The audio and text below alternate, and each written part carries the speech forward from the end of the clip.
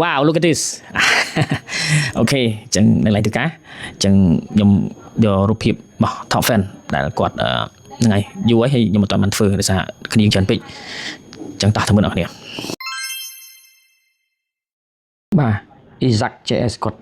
នេះហើយបាទគាត់ជា top fan ហើយលើបាទហើយគាត់បាន comment ជាយូរមកហើយខ្ញុំចេះតែខ្វៀងអត់បានធ្វើគាត់បាទ photo review ជូនគាត់ចឹងហៅបៅមីតែគាត់ comment ច្រើនហើយចឹងខ្ញុំនេះត្រូវតែធ្វើគាត់អត់បានចឹងខ្ញុំចូលទៅរូបគាត់តែម្ដងបាទអូខេចំណុចល្អរបស់គាត់តើតទៅនឹង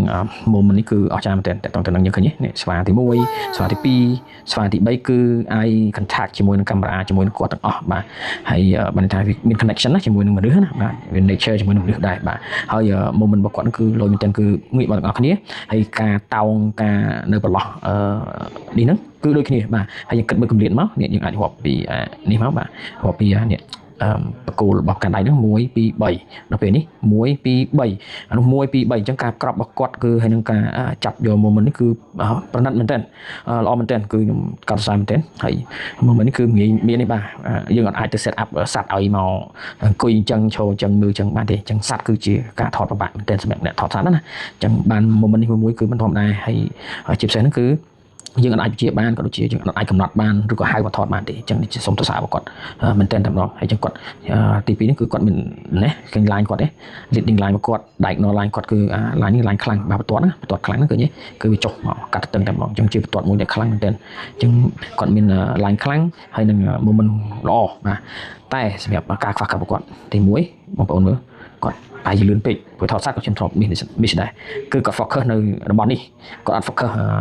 ស្វាទី1ឬក៏ស្វាទី2ចំទេឬក៏ស្វាទី3ណាអញ្ចឹងគាត់ទៅ focus នៅលើនេះវិញបាទ focus នៅលើកាន់ដៃវិញអញ្ចឹងនេះជាអ្វីជាចំណុចខ្វះខាតរបស់គាត់ហើយមិនបន្ទោសទេគឺដោយសារលឿនណា moment នេះថតឲ្យបានសិនពេលខ្លះរូបនេះប្រើប្រាស់បានតែបើយើងចំ focus ហ្មង subject សំខាន់នេះគឺស្វាហ្នឹងគឺល្អមែនទែនបាទអញ្ចឹងនេះចំណុចទី1ខ្វះខាតរបស់គាត់ទី2តើទៅនឹងនេះបាទដំនេះគឺ line របស់គាត់គឺគាត់ទុកតំបន់នេះច្រើនណាបាទតំបន់នេះច្រើនវា distract ភ្នែកយើងទេតែប៉ុណ្ណឹងក៏មិនអីដែរតែបើសិនយើងអាចក្របឬក៏មិនក៏យើងអោនទៅមិនឲ្យចេញ line ឲ្យស្មើឬក៏អីចឹងណាបាទ line នេះបុកមកខាងនេះអស់ដល់នេះមកឬក៏ទៀបខ្លួនតិចដើម្បីឲ្យសមតិចតួចបានហើយតែប៉ុណ្ណឹងក៏អត់អីដែរបាទអូខេដែរប៉ុន្តែវាជាអ្វីដែលគាត់ព្យាយាមថតបានគឺពិសេសបាទអញ្ចឹងខ្ញុំខ្វះគាត់មានតិចតួចយ៉ាងឯងបាទមិនជាបញ្ហាទេសំខាន់គឺ focus ហ្នឹងហើយក្រោយយើងប្រយ័ត្នចាញ់មែនឧទាហរណ៍ឲ្យខ្ញុំសាកក្របដើម្បីយើងបាត់នេះយើងតើយើងគួរក្របបែបនេះឧទាហរណ៍ណាអូខេយើង original សិនក្រប original ក្របចេះមើលអានេះវាយើងកាត់ការរំខានបន្តិចតួចទៀតបាទអូខេបើខ្ញុំយកប៉ុណ្នេះស្អីដោយសារនេះខ្ញុំឲ្យកម្រិតនេះពីដៃមក frame ហ្នឹងជាមួយនឹងពីស្វាទៅ frame ដែរវាស្មើគ្នាអញ្ចឹងវា balance frame របស់យើងណាអញ្ចឹងសម្រាប់ខ្ញុំមានប៉ុណ្ណឹងហើយអានេះវាអាចកាត់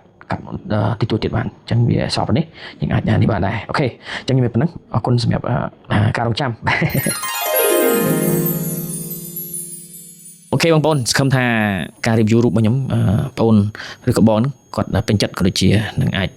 យកទៅធ្វើជា concept សម្រាប់គាត់មាន idea ឬក៏គំនិតថតរូបភាពពេលក្រោយទៀតបាទអញ្ចឹងកុំភ្លេច comment មកខាងក្រោមទៀតមកដើម្បីខ្ញុំយកទៅធ្វើ photo review បន្តទៀតអញ្ចឹងកុំភ្លេចយក photo is your reward ថតបានច្រើនព្រោះវាជារង្វាន់របស់បងប្អូនបាទជួបគ្នាវីដេអូក្រោយបាយ